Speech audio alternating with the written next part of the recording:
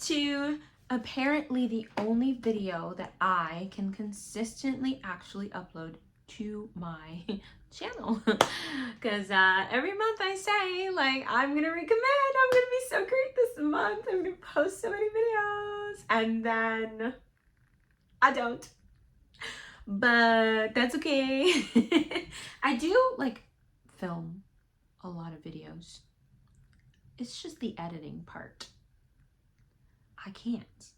Who has time for that? But that being said, what we're here for today is my September reading wrap up. So all the books that I read in September, I thought that I would maybe go back into my September TBR that I made at the beginning of the month, one of the videos that I actually uploaded, and see which one of those books I read and which ones I didn't. And then after that, we could go through all the books that I read instead, because I did read a lot of books. There's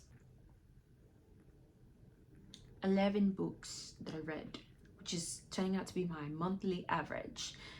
Why did I sound kind of British when I said that? I don't know, Charlie. Okay, let's get started.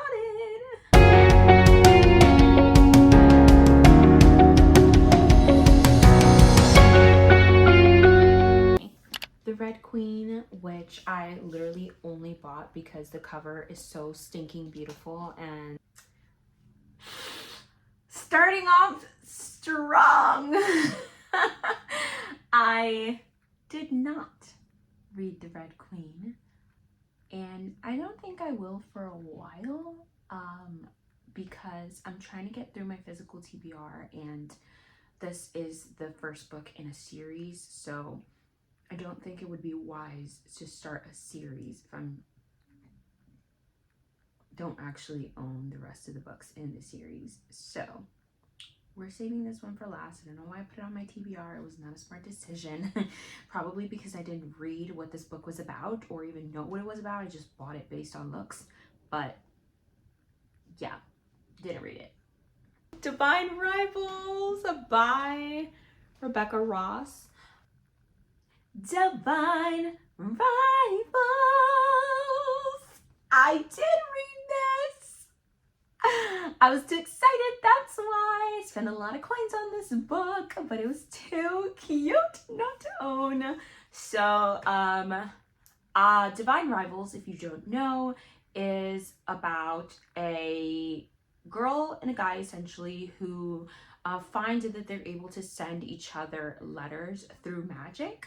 And it kind of ensues into like a little bit of a romance. So the main character, she's a journalist, and she is competing with this guy named Roman to be the columnist at the Gazette, and he also wants to be the columnist, which is why they're competing. That was so redundant.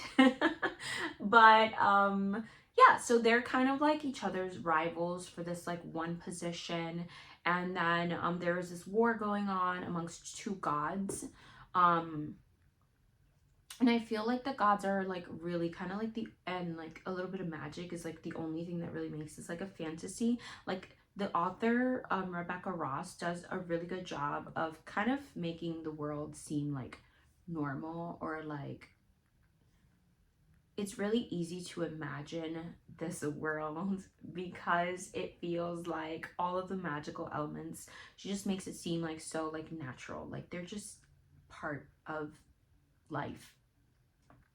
I don't know if I'm explaining this well at all, but anyways, I did really enjoy this book. I gave it like 4 stars. I think that I didn't have like the 5-star feels, and I really considered like not giving it 4 stars, like maybe 3, because at moments throughout the book, I did feel a little bit like bored, like, all right, let's like move on. But at the end of the day, I think it was very beautifully written, and I was really invested in the characters and like what would happen at the end.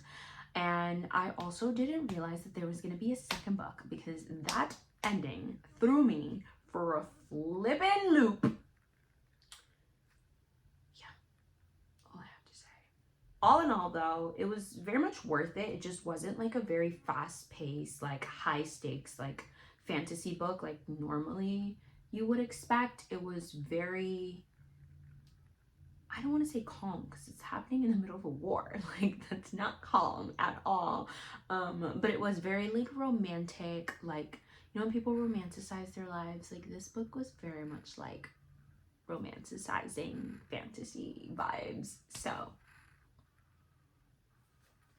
next book that I put on this TBR is going to be Family Lore by Elizabeth Acevedo. Read like 120 pages of this because I had to read it for book club, and then I kind of gave up on it. I'm so sad because I love Elizabeth Acevedo. I don't think I'm like permanently DNFing this book. I'm definitely gonna like pick it back up and like give it another shot. I just like something about this book, maybe because it's her first like adult book. The others I think are young adult. I just wasn't vibing with this book at all. Like it wasn't, I don't know, a little je ne sais quoi. Ah, I hate to say that. So Family Lore, I wish I knew what the book is about. I don't know. I read 100 pages. There's this Dominican family, and they all have like kind of like magical powers, or most of them do anyways. And it's very subtle, like they live in like real life, and they just kind of have like an ability. So like one of the characters, she kind of has always been able to tell like when death is near and things like that. So it's just like a little bit of like magical realism. And yeah, this character all of a sudden decides that she's going to plan her like a living wake, and everyone is kind of like, what's going on here, because she has like a premonition towards death. So they're like, has she seen her own death? Like what's actually going on here? And it's very much about like, you know, like their generations and how they interact with each other, their culture. And it sounds really interesting in theory. I don't know. I don't know what to say. I'm sorry. Spells for Forgetting by Adrienne Young. Another book that I started and never continued. I don't know. I don't want to DNF this book. So I actually don't know what Spells for Forgetting is about. I know it's like a witchy book. It's very well known. I started reading it and I just like could not get into it.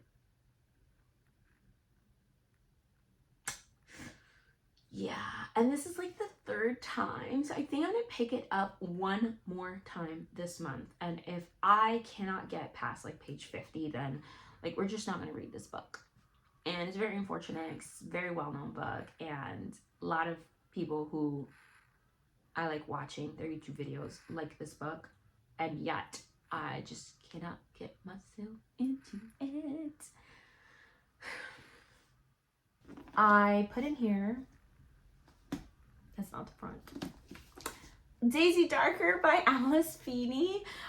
Daisy Darker by Alice Feeney is actually a modern retelling of And Then There Were None by Agatha Christie, which I did read this month. Not Daisy Darker, and let me tell you why. I didn't read Daisy Darker because I picked it up, took it on the train with me, and there it stayed. Yes, I lost the book on public transportation in New York City. So we're never gonna see it again, and we're just trying to accept that as the truth of life. Hopefully, I have given someone the gift of literature, and we're just gonna like leave it at that.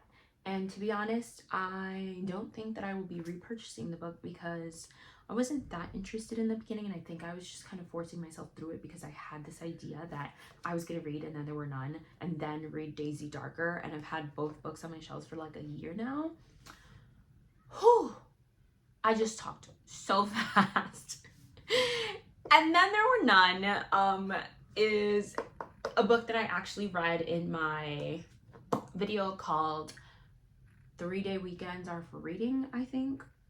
I could be wrong, but this is about a group of people who are accused of murder and then subsequently all murdered back to back to back to back until there were none. Maybe, or maybe not. Who knows? You have to read to find out. But this is one of those like murder mysteries where you're supposed to find out who the killer is by the end. But I think that like everyone dying one by one kind of ruins the like murder mystery-esque vibe of it, because it's like every time you think someone is going to be the murderer, then they die. So it's like, is it actually a red herring? No, because at a certain point you're just like, all right, well, they're trying to make me suspicious of this person, therefore they're going to be the next one to die. And then they do, and then you're right. And then it's really hard to figure out who the murderer is. And then at the end, the way they tell you is really annoying. I hated this book. I gave it like 2 stars. Okay, I didn't like hate it. It wasn't a great time though. Moving on. To Kill a Kingdom by Alexandra Cristo, and the second one is the Penguin Book of Mermaids. To Kill a Kingdom by Alexandra Cristo and the Penguin Book of Mermaids. I read none of these. And once again, I don't know what they're about. Well, that's a lie. I don't know what To Kill a Kingdom is about. I know there's like pirate, siren, mermaid vibes. I think it's a fantasy. That's all I know. And also I think it's like a trilogy. I could be wrong. There's definitely a second book that I know. The Penguin Book of Mermaids is a collection of essentially like merfolk, siren, what do you call that thing in the water?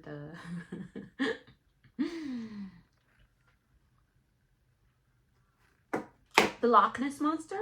Why am I thinking about the Loch Ness Monster? I don't know. But this book follows like folk tales about like sea creatures and stuff like that. And so I wanted to read that, but I didn't. So let's not talk about it anymore. So I put 7 books on my September TBR, and out of those, I read 1, started and never finished 3. And then I didn't even look at 3. I did great, y'all. But I did read other books. Quite a few other books, actually. So the very first book I finished was And Then There Were None by Agatha Christie, which I already talked about. Then I'm counting this as 2 books because there's 2 books in here and you can't convince me otherwise. The Adventures, Alice's Adventures in Wonderland is 1 book, and Through the Looking Glass is a different book.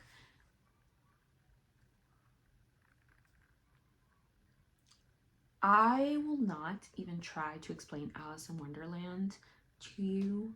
I did read this in my vlog, so if you wanna check that out, I actually for once did record a video about this book because it is so beautiful. The art is so beautiful. I'm obsessed. I'm like literally obsessed with how pretty this book is. But I gave Alice's Adventures in Wonderland, I think, 4 stars, and Through the Looking Glass 3 stars. I feel like that doesn't really like represent like how obsessed I am with this. I just love like the aesthetic of Alice in Wonderland. I love like the weird vibes. I love like the references to his other works like The Walrus and the Clam, maybe. But yeah, I did also like get to watch the movie right after I read this. It was just a vibe. So Alice in Wonderland, and I will forever and ever cherish this copy of the book because come on, it's like one of the most beautiful books I own. I read the longest book known to man, I Kissed Cheryl Wheeler by Casey McQuiston. This is about Cheryl Wheeler, who's like a popular girl at this like Christian, like very religious school, and she kisses a bunch of people and then disappears and leaves them clues behind to kind of find her. And I think I gave this book 2 stars. The book itself, like the writing and like the interest of it, like definitely was like 3-star vibes. Like, I enjoyed myself. I had a pretty like good time reading the book. However, it just felt like we had an opportunity to end the book and we didn't take it, and then it continued on, and then we had another opportunity to end the book and we still didn't take it, and it went on even longer than that, and then it finally ended, and I just felt like it was too many opportunities to end the book. It should have been finished. So I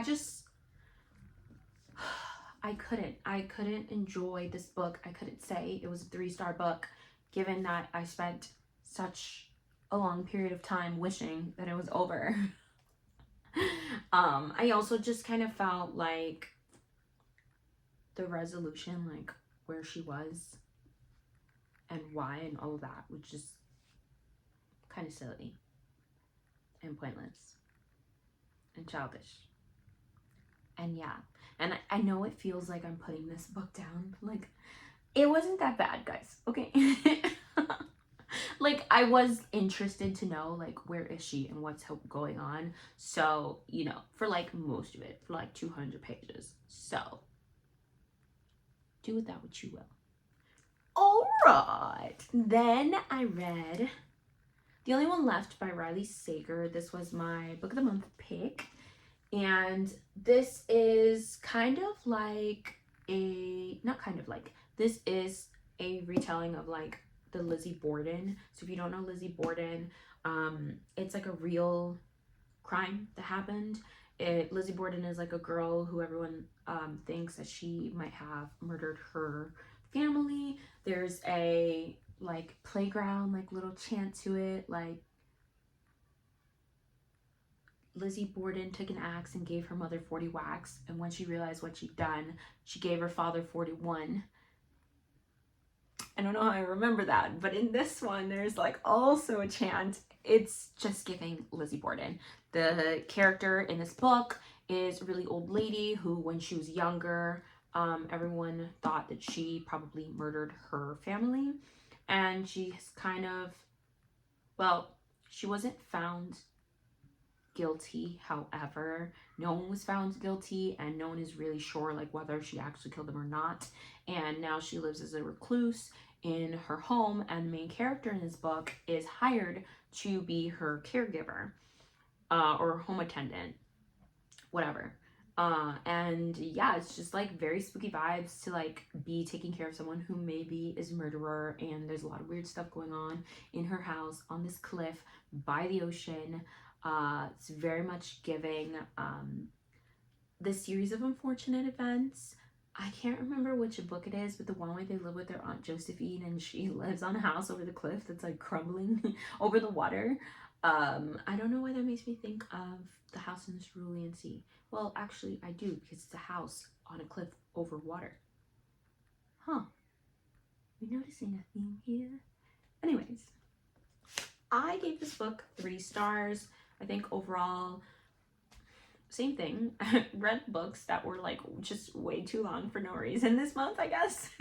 But I definitely enjoyed this book. I wanted to know what was happening, what was going on. I was super interested to kind of get to the resolution, but I did feel like it just was like longer than it needed to be. I also feel like with Riley Sager books, like he usually includes like just like parts that feel very like campy and silly and kind of ruin like the vibes that he started off with, which is like very like spooky and stuff. Like the book itself, I don't think was meant to be campy, but some of like the revelations and stuff like that are kind of campy.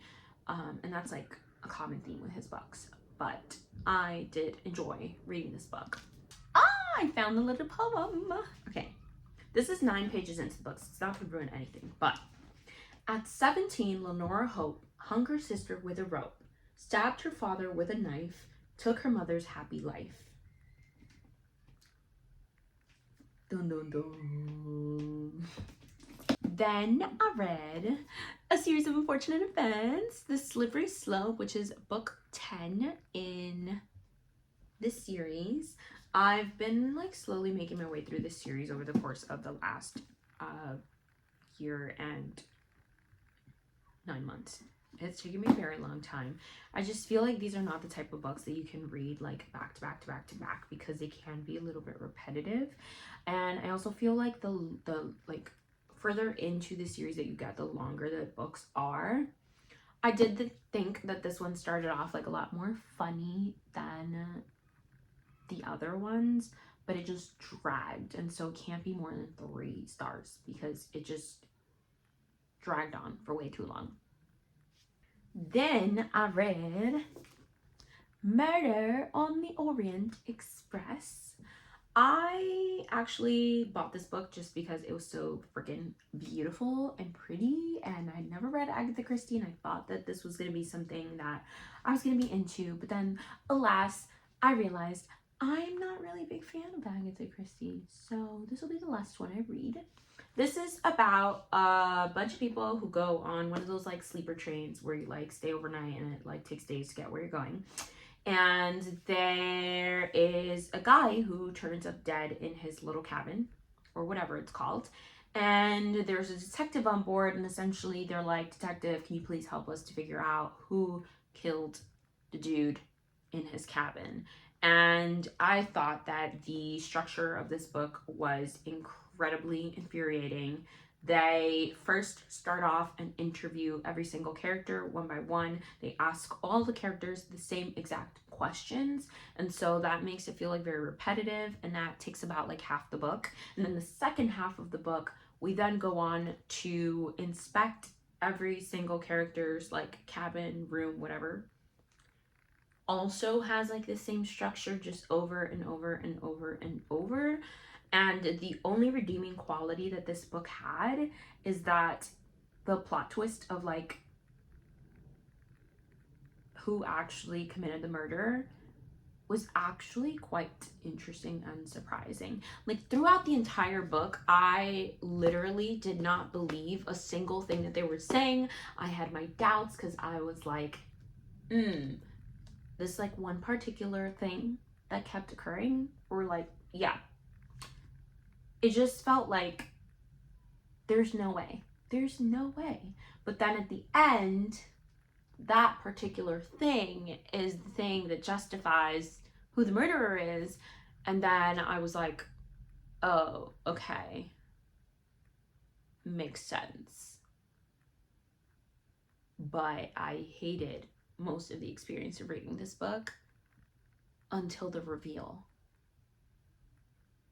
I will say though that this book was much easier to read and get through and like just accept as a piece of literature than And Then There Were None. So I did give it, I think, 2.5 or 3 stars. Then I embarked on a journey to read Bunny by Mona Wad, which is arguably the most satisfyingly floppy book of all time. So this is about a girl named Samantha who goes to this like literature college, and there's a group of girls, they call each other Bunny, and they like are super like colorful and cheerful and like, "Hi Bunny, I love you Bunny, I missed you Bunny, oh my gosh Bunny."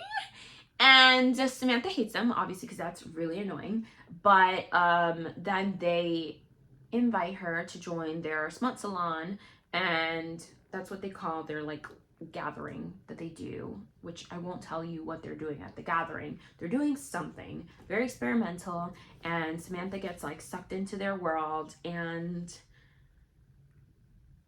yeah, it's very dark. Like for very cheery and happy and colorful people, they're very spooky, and I was not expecting that. I have a lot of tabs because like each of these tabs is moments where I was just like very concerned. Yeah. I was very concerned for my own sanity reading this book. Like I was very confused. I felt like I was on a drug trip, and I kind of enjoyed it. I think I gave this 3 stars. I'm happy I read it. I do like weird stuff, and this was definitely weird. So, yeah. Then I read The Sundown Motel by Simone St. James. This book I also like tabbed pretty heavily. This is about a girl. Her aunt went missing many, many years ago. So her aunt like, kind of just like ran away from home, ended up in this small little town, was working as the front desk lady at the Sundown Motel in this random like little town where it's very spooky, lots of murders happen, and then she just like disappears and goes missing one day.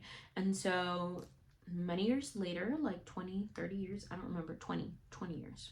20 years later, her niece decides to take it upon herself to leave college and go figure out what happened to her aunt. And she goes into this town and it's just kind of investigating what's going on. And there's a lot of spooky, scary things happening at the Sundown Motel, both in the past and in the present. It's both POVs, like the aunt and the niece. And I gave this book 5 stars. I don't know. I can't explain it. I just really enjoyed it. I have not been this spooked reading a book in such a long time. Like when I tell you I'm like walking in the train reading this book and a woman tapped me to tell me that my book bag was open, and I turned around and like flung because I thought she was coming for me. 'Twas very embarrassing, but luckily I missed. Don't have good aim, so I did not hit this woman. But I was pretty spooked out by this book, and I was like squealing and screaming and just living my best life. And 5 stars. Next, I read Half a Soul by Olivia Atwater. This is the first in a trilogy, I believe. I will not be continuing this series, but I am happy that I read this one. It was very interesting. This is about a girl who, when she was younger, essentially she had like a fairy dude come and like try to take her soul, but she gets away and he was able to take half of it, not all of it. And so now she lives with half a soul, which essentially means that like her feelings are like dulled down a little bit. So whereas like most people have like a sense of like what's appropriate to say and what's not in society, she doesn't have that because like her feelings are like dulled down. And so like she has an idea of like what she should be feeling, but then she doesn't feel it. And this takes place in like a very like Bridgerton-esque like London, where the women are going to like these balls and they're dancing and like trying to get to know their potential future husbands and like be courted by men and whatever. And it's just very hard for her to be able to live in this type of society where there's lots of like rules about how you should act and like etiquette, because she doesn't have any sense of like what she should or shouldn't be saying. And yeah, I don't think there's anything else I can say about this book without ruining it. I did really, really enjoy the like fairy tale esque vibes slash also Bridgerton vibes. I would say if Bridgerton and the Ichabod by J.K. Rowling had a baby, it would be this book. And lastly, A Study in Drowning by Ava Reid. I just finished this book 2 days ago. This is the Loom Crate version. I'm so happy. It's my first ever Loom Crate box that I've gotten. I just got off the wait list, so hey. Anyways, this book is also kind of like fairy tale-esque vibes. It is about a girl who is named Effie. She is an architecture student at this university where you know, very old-fashioned, women are not allowed to be in the literature college because it's supposed to be a like superior area of study. So she goes for the next best thing, which is architecture, even though she has no interest in it. But there's this competition that is going on where, like, one of the most famous authors of the time, he passed away, and his family is looking for an architect to redesign his home. She enters and obviously wins and is then transported out to this house, which is located at the bottom 100, which is like the southernmost 100 miles in this world, place, whatever, where this book takes place. And yeah, essentially Effie runs into a literature student there who is also kind of like there to gather information about this author who is like very famous, and they are kind of like rivals because one, obviously she's going to be jealous because he's in the college that she wants to be in, but she can't because she's a woman, and he also is there with kind of like nefarious intent. And he's also from this like other place, which is kind of like the rival of the place that they're currently in, which is like Lyria.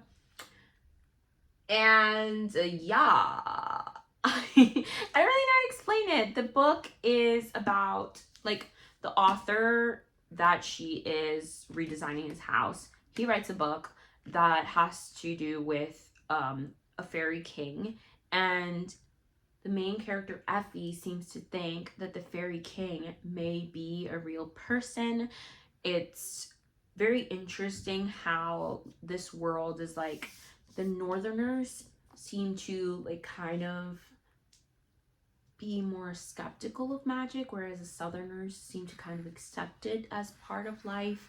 And there are many things that go on that kind of give the impression that, I wouldn't say that magic is real in this book, but it's a lot more like widely accepted than it is in real life. So it definitely has a very like fairy tale-esque vibe. I don't know how to explain it. Like very like old fashioned Victorian, like,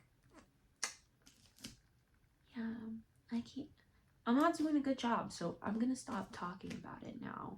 I did give this book 3 stars. I enjoyed it. I had a good time. I am glad that I signed up for Illumicrate because this is definitely a book that, like, reading the synopsis, I don't think I would necessarily like have picked it up myself, but given that it was sent to me and I read it, I had a good time. And it kept on the fairy vibes, which I'm loving.